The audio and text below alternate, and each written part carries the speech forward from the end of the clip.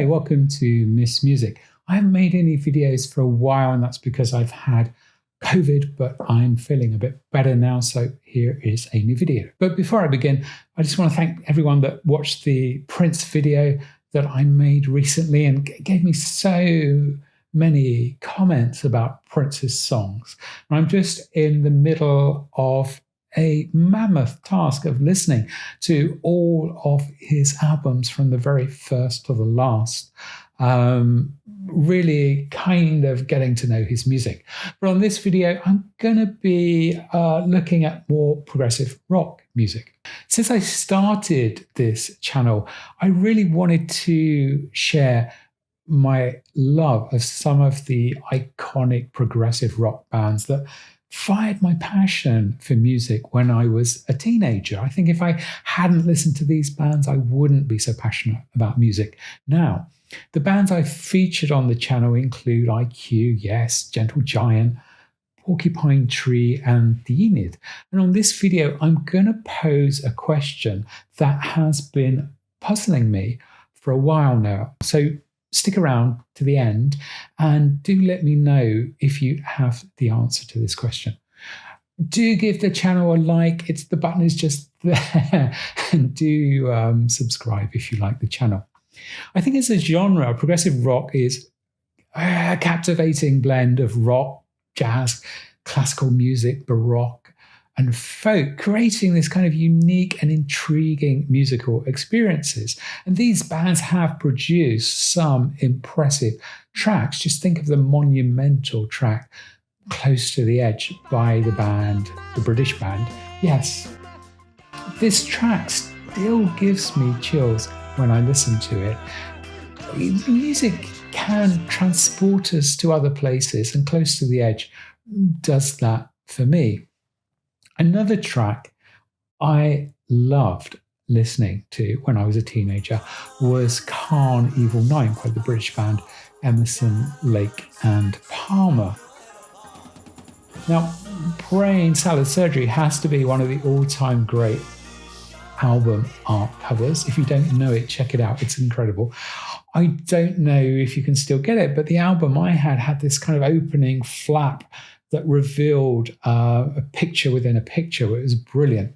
I do miss the touch of vinyl and the hours that I would spend scanning album covers for secret messages, secret meanings.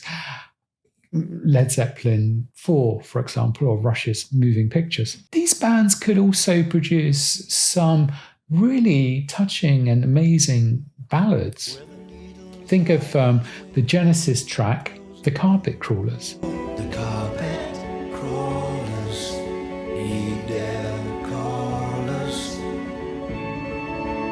gotta get him to get out. It's an incredibly beautiful song, I think. And while The Lamb Lies Down on Broadway is flawed, it does contain some great tracks. And I find Carpet Crawlers a touching piece of music.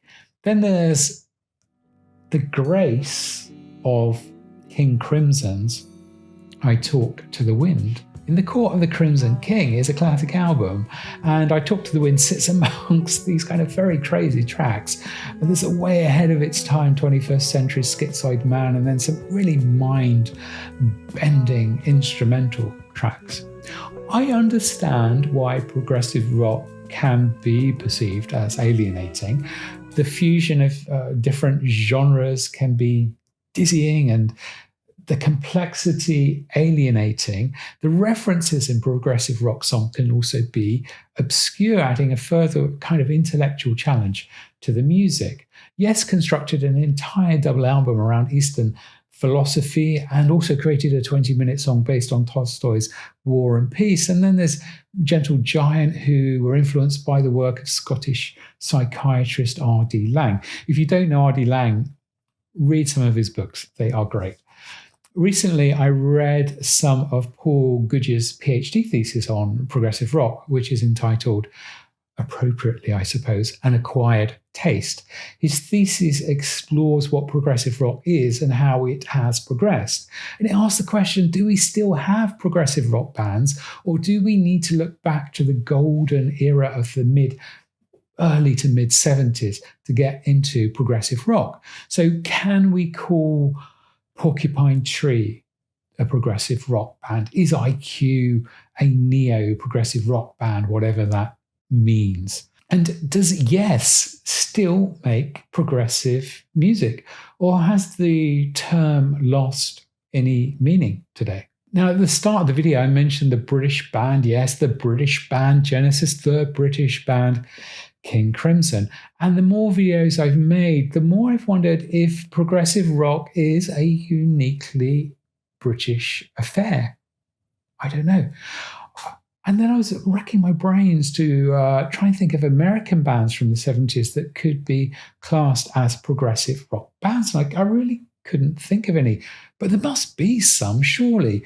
So if you're watching and you are from America, were there any? And if so, who were there? I mean, there must have been bands that were influenced by Genesis and Pink Floyd and the like. So if you know of any, please pop them down in the comments below. I'd really like to listen to them. But if there are none, well, why is that? It's very puzzling. Anyway, thanks for watching the video. Please do subscribe if you like the channel.